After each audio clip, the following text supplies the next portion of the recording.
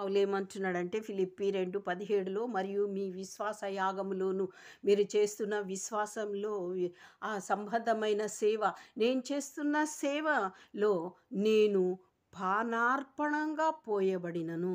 అంటే ఆయనకున్నంతయు తన ప్రాణముతో సహా అంతయు పానార్పణముగా పోస్తా అని అంటున్నాడు.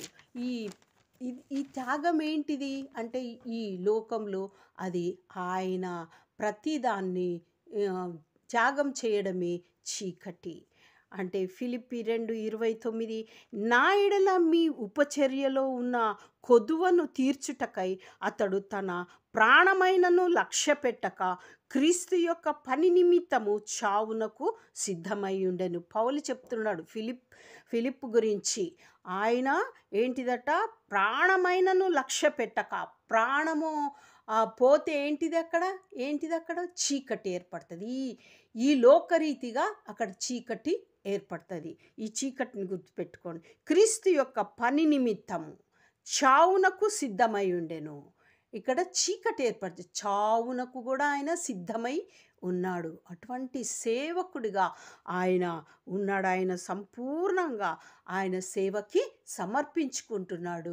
అదేవిధంగా మరి అందరూ కూడా సేవకులు, మరి వారు ఒక ఎగ్జాంపుల్కి క్యాండిల్ లాగా.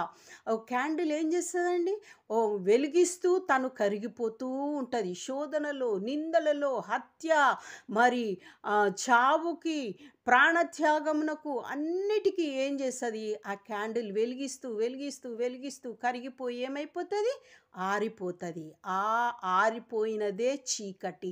ఎందు నిమిత్తమై ఆరిపోయింది, ఇతరులకు వెలిగిస్తూ ఆరిపోయింది. ఆ ఆరిపోయినటువంటి ఈ లోకంలో చీకటి ఏర్పడిందే.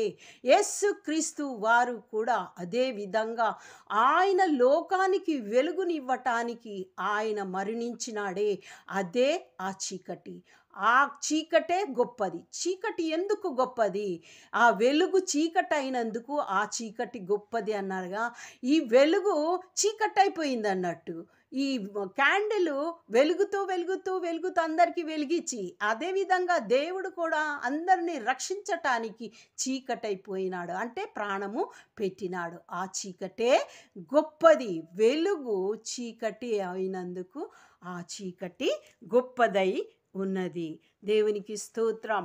మరి 2 కొరింథీ 4:11లో సజీవులమైన మేము ఎల్లప్పుడూ యేసు నిమిత్తము మరణమునకు అప్పగింపబడుచున్నాము. సేవకులు అంటున్నారు కదా, అపోస్తలులు, శిష్యులు అంటున్నారు కదా, ఎప్పుడు